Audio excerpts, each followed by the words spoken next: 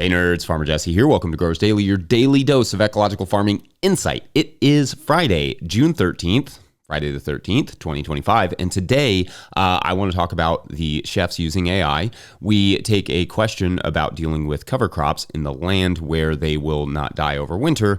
And it's Feedback Friday. So let's do it.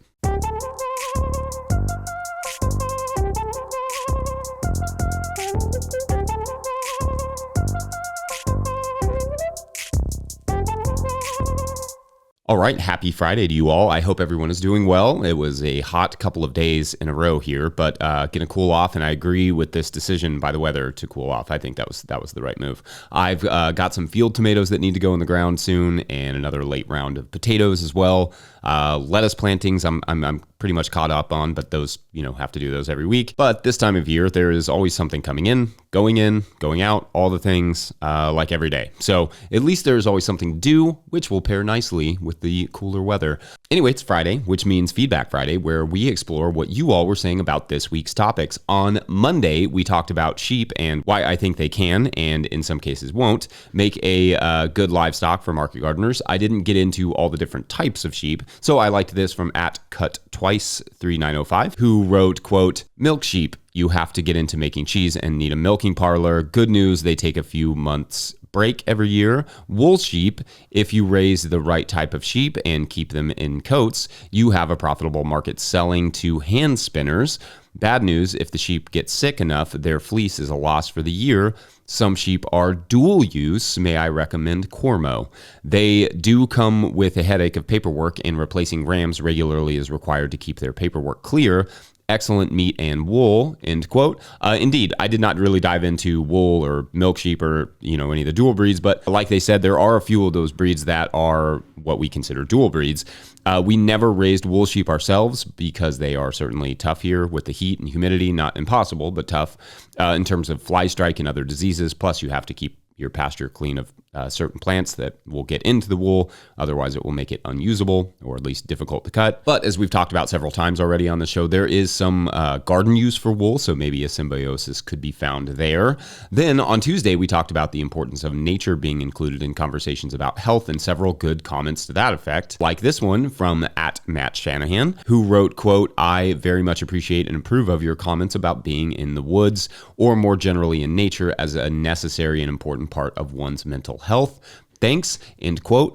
Thank you. And indeed, the woods and nature are great for mental health, but I really, really, really, really don't want it to get lost in my ranting that the environment around you is not just critical for mental health, it is critical for your physical health as well. Your heart, your lungs, all of it. The EPA is currently ravaging environmental protections, and those changes will have direct impacts not just on people's mental health, but physical health as well. Yours, mine, our kids, our grandkids, everyone. The EPA are currently reducing limits on pollution from power plants, for instance, which includes mercury emissions, and according to the administration's own research, will result in more premature deaths and hospitalizations, mercury being linked to neurological disorders in children, plus lung and heart diseases in adults, etc. Environmentalism has this weird stigma in certain circles, but that stigma has to die, or we do. The environment is part of you, not just in everything you eat, but in every breath you take and every sip of water. It does not make you a weird tree-hugging hippie to care about the environment. It makes you a completely rational nerd. Full stop. On Wednesday, we had the great Betsy Lamb on to chat about aphids, and I love how much love Betsy got. It was her first podcast, and she absolutely killed it.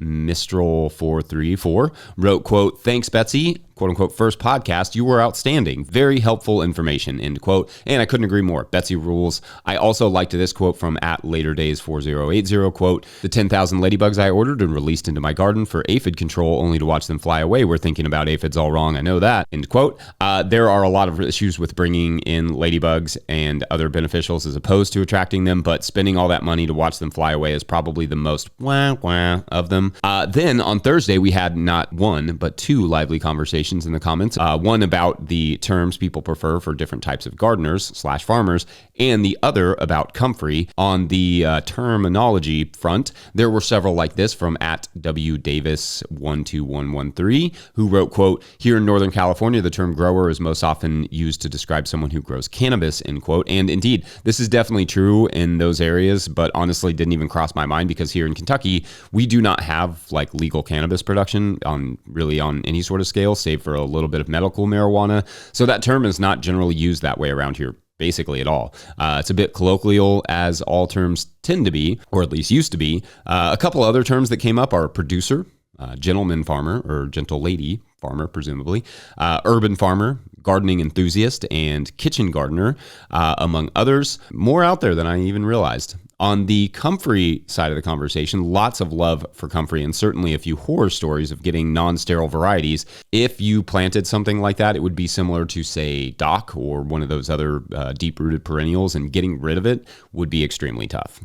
You would have to tarp it for several months, if not a year, mulch the fire out of it, and dig up every single piece that came up. No easy way to get around it. But definitely do not let comfrey go to seed if you do not have the sterile variety.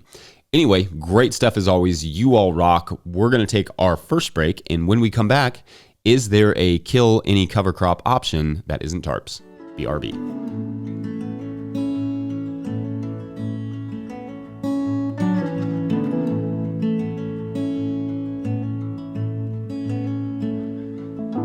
Drive the same roads every day.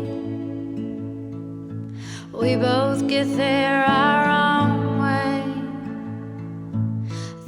Today's episode of Growers Daily is brought to you by Peaceful Heritage Nursery.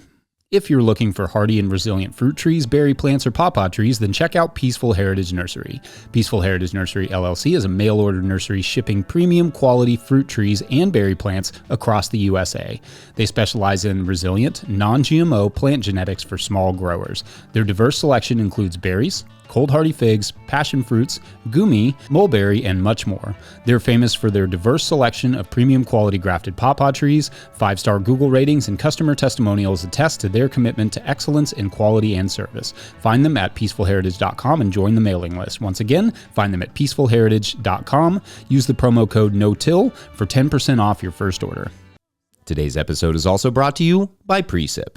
Precip is billed as the easiest way to keep track of rainfall, and that is true, but it is a lot more than that. Sure, you can open the app and immediately see accurate rainfall totals, but you can also save locations to see historical rainfall totals, wind speeds, and all sorts of other nerdy details. Their radar-based technology means you can ditch the rain gauge. I usually have to do that anyway because the kids find a way to smash it with a baseball bat. You can ditch the rain gauge and start tracking rain and other growing conditions all on your phone.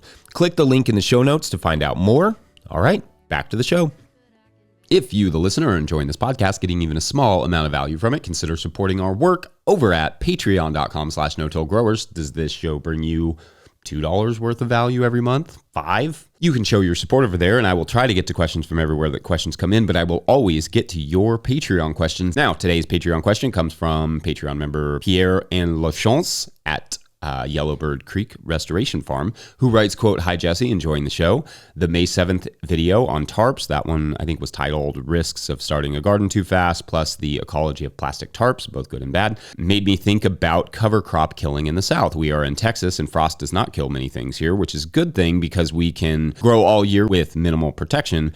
But for cover crops, it is a problem. I'm setting up my market garden to always have 1/3 under cover crop and out of production for soil health. That means killing cover crops in all types of weather and with different crops. My question is it wiser to have a specific protocol to kill each cover crop mix, a summer, a winter, and a fall method, or to try to have a general approach for all and to keep out maybe some mixes that may be troublesome for my area? I am still working on my mixes for the South. Do you do only winter cover crops? I plant in October for winter, that is terminated in January, February for planting in March, then in March for summer, terminated in the heat for planting in September, and sometimes with the rainy summer, I will sow things in August for termination in November to transplant under cover.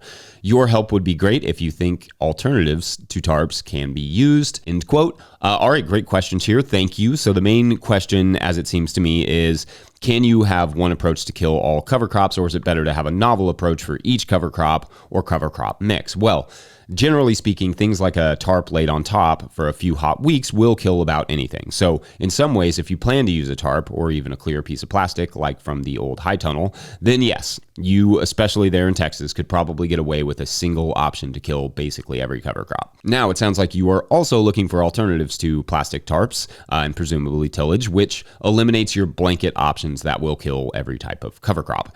So in that case, you will indeed need a strategy tailored to the crop you are growing.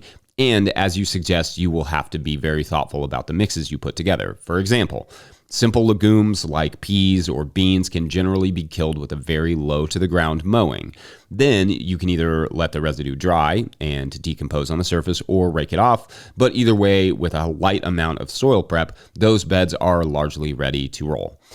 For something like rye, however, we have discussed relatively recently the milk stage, and that is indeed the best time to terminate it with a simple crimping, especially on a hot day in Texas. That should be enough to keep it down and to kill it off, so long as the crimp is thorough and carried out at the right time. The nice thing about tarping, I suppose, is that you don't have to have perfect weed control, because what the mulch doesn't kill, the tarp usually will if left on long enough. Without the tarp, you definitely have to be even more thoughtful about weed control before the cover crop goes into the soil. Like, make sure those beds are completely clear of weeds, whether that's a stale seed bedding or tarping or whatever.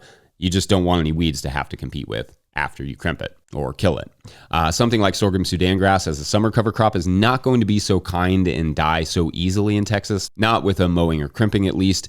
It grows back readily after mowing, and it will sprout out from the roots after crimping sometimes. So in the summer, stick to simpler, more tender cover crops like buckwheat and easy legumes like field peas, cowpeas, beans, that sort of stuff. In that case, it's a lot easier to terminate them. Of course, that also sacrifices a bit of the mulch, but as I often say, the mulch on cover crops in hot regions is not always that helpful as a weed suppressant anyway. It just breaks down too easily. It helps with moisture for sure, but for weeds, they generally just find their way through, or the mulch just breaks down too easily. It's hard to grow a thick enough cover crop for that. So again, your weed control beforehand, before the crop goes into the ground, is going to be critical. Sunflowers are a potential additional option here for mowing, though the root balls they leave afterward can be a little tough to deal with. So growing those later in the season, mowing them, and then having that space ready to plant in February or March could be an option, as the root balls will have at very least chilled out a bit. And by that, I mean decomposed slightly. And then they will be easier to deal with. It is definitely possible to do this cover cropping stuff without plastic tarps. You just have to be significantly more thoughtful about every step of the process, like I said. Otherwise, I hope that was helpful. And we're going to take a quick break. When we come back, no, chef, no. Be right back. Today's episode is brought to you by Farm Raise. Still struggling with your balance sheet? Your lender's asking for a balance sheet and you're stuck with a spreadsheet mess or guessing your numbers? Farm Raise Tracks takes the stress out of farm finance. With one click, you can generate an accurate, up-to-date balance sheet that shows your assets, liabilities, and equity. No accounting degree required. You'll be ready for loan applications, tax season, or just a clearer picture of where your farm stands. Join thousands of farmers using Tracks to build stronger businesses. Get 20% off with code NOTIL20 at farmraise.com for the lifetime of your membership. Today's episode is also brought to you by Farmhand. If you're listening to this, you probably found 5 rare minutes to breathe. But what got pushed back further down the to-do list to make that happen? If it's your CSA newsletter, you're not alone. Farmhand's new newsletter builder was made for busy farmers. It automates weekly emails, drives add-on sales, and makes it easy to keep your customers in the loop without spending hours behind a screen. It launches this summer, but our listeners can request early access now. Visit farmhand.partners/no-till. That's farmhand.partners/no-till. All right, back to the show. All right, so I listen to this excellent podcast called Hard Fork every week from the New York Times, and it's largely about tech, like technology. Mostly lately it's been about AI. And shouts to that podcast, because this is a subject I could not care less about, but they make it fun and also keeps me abreast of what's happening in the tech world. So good work there. But they had a guy named Pete Wells on last week. And Pete Wells, for those who don't know, is the food critic for the New York Times. He had recently written a piece called This Year's Hot New Tool for Chefs, ChatGPT, and I was fascinated. First, Pete's story is largely about chefs, very famous ones in some cases, like Grant Achatz of Next and Alinea in Chicago, using AI not just to take care of like simple administrative stuff, but for creative pursuits as well. In one example, Achatz is using ChatGPT to design dishes for his restaurant Next from several imaginary chefs, including at least one who had fictionally cooked under a few different famous chefs, including Escoffier, who had been dead for 90 years, plus Ferran Adria and sushi master Jiro Ono. Why Achatz couldn't just imagine these dishes for himself or with his team, I don't know, but that's the idea. Have AI come up with the menus based on these invented chefs. Quoting the article, quote, few have plunged headfirst into the pool in quite the way Mr. Achatz is doing with his menu for Next, but some of his peers are also dipping exploratory toes into the water, asking generative AI to suggest spices, come up with images showing how a redesigned space or new dish might look, or give them crash courses on the finer points of fermentation, end quote. Setting aside the fact that AI is incredibly energy and water intensive, as we've discussed recently, I'm fascinated by this idea of being a creative person using AI to do the creative part of the job. As you all know, I have somewhat of a background in cooking. When I was a late teen, early 20er, I went to be a chef and worked in professional kitchens, read books, studied Escoffier. I was obsessed. I love the unique combination of both creation and entertainment, coupled with arguably the greatest of human joys, feeding people. I studied cooking tirelessly, in between drinks at least. I spent hours in the library. My friend Andy and I would go to eat burritos before work and bust out the latest art culinaire or cookbook or whatever we'd bought and scheme on ideas for dishes. I lived for any time a chef would ask me my opinion on something. And I think for me to find out at that time that chefs were taking their ideas to ChatGPT instead of just like asking me any ideas of what I thought would have been just crushing. Instead, imagine a chef texting all of their employees like, hey, come up with a dish from someone who worked for Ferran Adria, Escoffier, and Jiro Ono. Go. All of these chefs, these young, underpaid chefs, getting a chance to like engage with that or be challenged like that would be incredible. Now, do I know that Achatz or some of these other chefs don't or haven't done something collaborative like that in the past? No. And towards the end of the piece, Achatz does bemoan what seems to be a lost culture of chefs standing around after work, brainstorming, but there has to be a way to engage the staff and young cooks. AI doesn't teach those cooks how to research or how to be creative, how to collaborate, how to invent, which should be part of the goal of being a head chef, is teaching those other chefs how to challenge yourself creatively. I'm sure there are young cooks in those kitchens, much like I would have been, who have ideas, who would love the challenge of coming up with a dish like that. I expect people to use AI to relieve them of some expensive labor. I don't agree with it, but that's the expectation. When they use it to do a creative part of their job, though, that shocks me. Because what's the point of doing that job if you're going to outsource the creativity part? Isn't the creative challenge the point of being a head chef, especially a chef like Grant? It's hard to compare it to farming, but for me, who grows vegetables because I love the taste of fresh produce, it would be the equivalent of me never eating my own food or somehow outsourcing that job to someone else. What would be the point? To me, generative AI is the anti-creative, not a tool, but it's a program that ultimately takes tools away. It relieves us of our duty to learn and experience and challenge ourselves and others. So instead of looking to AI for creativity in the parlance of our times, I say look to the young chefs out there in your kitchen and let them cook. Anyway, I grow increasingly disappointed in the things AI is replacing and the normalization, if not outright celebration of that loss. So shouts to all the chefs and artists who are like, yeah, no thanks. Otherwise, I think that's my grumpy old man rant for the week. So peace out, Friday, the 13th, no less. I hope everyone has a great weekend. I will be taking my porch apart, so that should be, if nothing else, something. Don't forget, No-Till Growers is now officially a 501c3, so donations are tax deductible and greatly appreciated. Please make sure to like and subscribe and or follow wherever you're getting this podcast. That's an easy way to help us out. Enormous thank you to all of our show sponsors. And if you'd ever like to sponsor the show, you can reach out to Farmer Michelle at notillgrowers.com. Huge shouts to Willie Breeding for the theme music, Mike Hilbert for the production help and editing, and the team at No-Till Growers. Also, shouts to Epidemic Sound for the background music that you can hear. Pick up a copy of the Living Soil Handbook or the Seed Farmer at notillgrowers.com to support our work. Big thank you to everyone over at patreon.com/notillgrowers, where at a certain level, or if you just bump up from one level to another, or you sign up in the month of June, you get a big shout out on the show. So big shout outs today to no new signups, actually.